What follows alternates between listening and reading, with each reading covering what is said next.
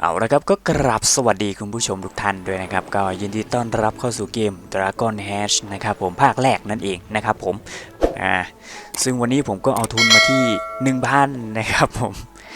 โอเคเดี๋ยวผมจะเริ่มเบ็ดที่เอา10 บาทเหมือนเดิมนี่แหละครับผมมา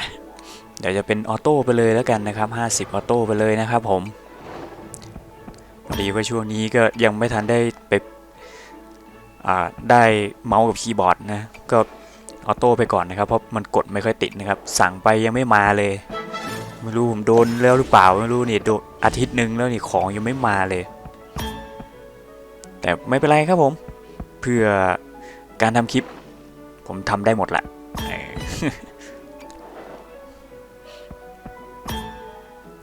เกมนี้ก็จะเป็นจะต้องเรียงต่อกันนะครับ4ตัวนะครับผมถึงจะ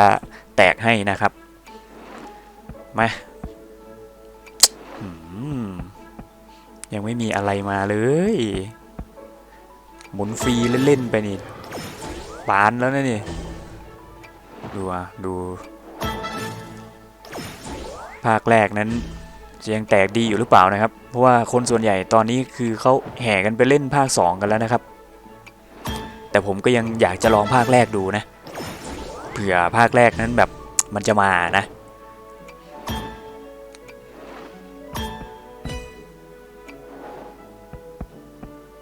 นิ่งคลิปไม่หมดไม่เลิกครับวันนี้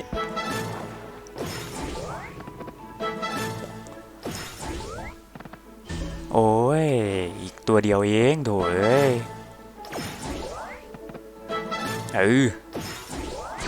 มาแล้วครับเจ้ามังกรเขียวครับผมไปเอามังกรฟ้าออกมาเอาเจ้ามังกรฟ้าออกมาไหมออกมาแน่นอนครับจังหวะนี้ไหลไปเอามังกรแดงออกมาไหมจะออกมาไหมออกมาแล้วครับผมเปลี่ยนเป็นโอ้โห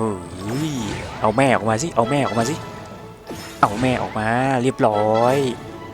อยครับผมเรียกแม่ออกมาได้ครับเข้าสู่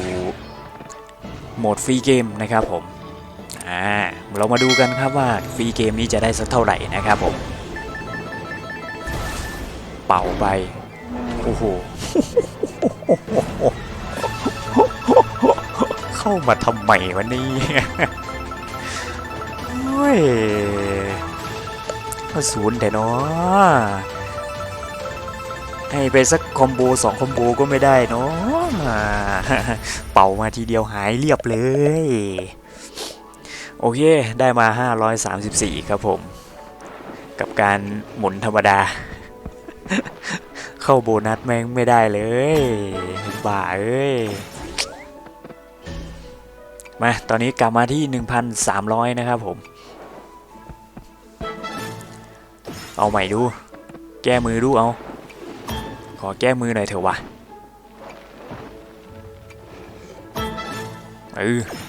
มาแน่โอ้โหอีกตัวเดียวให้หน่อยก็ไม่ได้นอไปเทอร์โบไป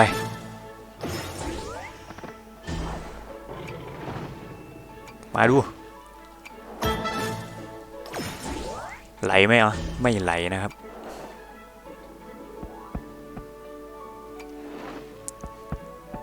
เหลืออีก3 สปินในการใช้ AI กดนะครับไม่ใช่ฟรีสปินนะครับ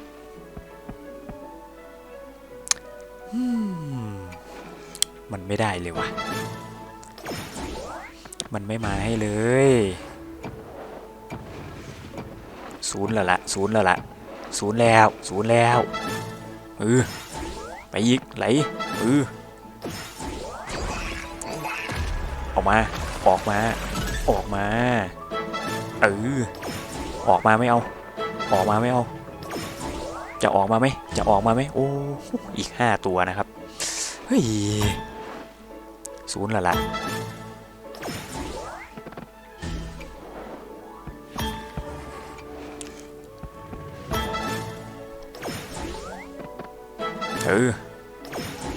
ก่อนแดง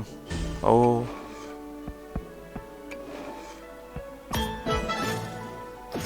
ไหลไหมไม่ไหลนะครับ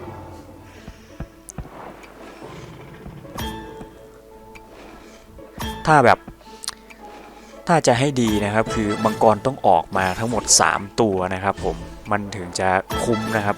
ถ้าเผื่อออกมาทีละตัวบางทีมันมีโอกาสเฟลนะครับผมแต่ถ้าเผื่อแบบคอมโบไปเรื่อยๆจนออกมาครบ3ตัวโดยที่ยังไม่ได้ใช้สกิลของแต่ละตัวนะคือแบบโอ้โหมันเป็นอะไรที่เพอร์เฟกต์มากไป AI หมุนไป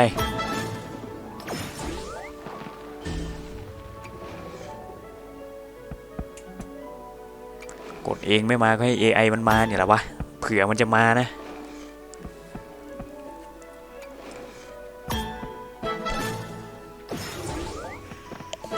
เอาสัญลักษณ์ที่แพงที่สุดนะครับของเกมนี้ก็คือตามังกรนั่นเองนะครับแล้วก็รองลงมาก็จะเป็นมังกรแดงมังกรฟ้าแล้วก็มังกรเขียวนะครับน่าจะเป็นน้องเล็กสุดนะครับมังกรเขียว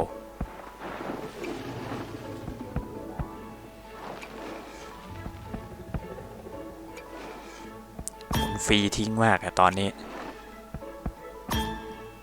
อย่างอีกโอ้ยเอาเนี่ยดู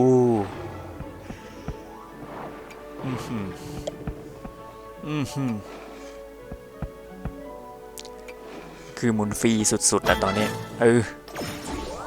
ไปอีกโอ้ยเอาหมุนอีกทีนี้เอาหมุนอย่างนี้มาในแนวดีนะขอแนวดีๆนะหมุนอย่างนี้นี่แมวเกลือนะหมุนแบบเมื่อกี้นี่แมวเกลือนะหมุนอีกแล้วไหลไหมโอ้เอาดูโซไปเทอร์โบเลยแล้วกันนะครับ120แจ๋วอยู่นะไหลไปไปอีกโอ้ย168ได้อยู่ไปเทอร์โบแล้วจวดหมุนอีกแล้วไหลไหมโอ้แก้มือรู้แม่มังกรแม่มังกรแม่แก้มือดูขอสักทีดู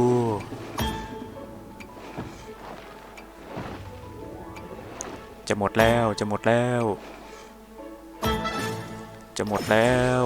อาหน่อยดูจะหมดแล้วได้สู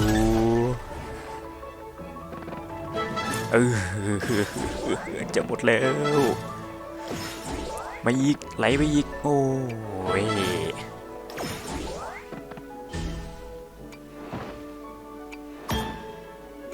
เหลือ200แล้วเหลือ180แล้วออกมากระทืบไปไหลไปสวยจังหวะนี้โอ้โหออกมาแล้วเอามังกรแดงออกมามังกรแดงจงออกมาเอาแม่งออกมาดิ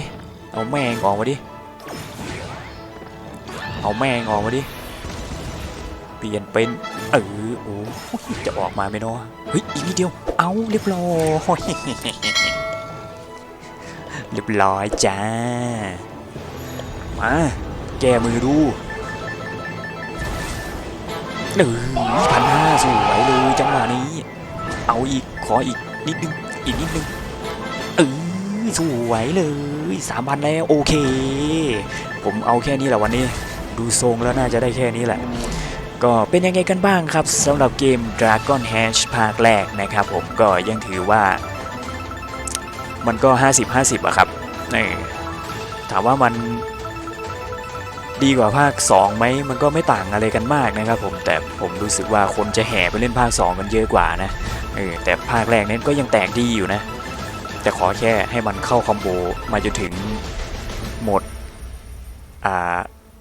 เขาเรียกอะไรอะโบนัสเกมนะครับมันถึงจะโหดนะโอเคครับก็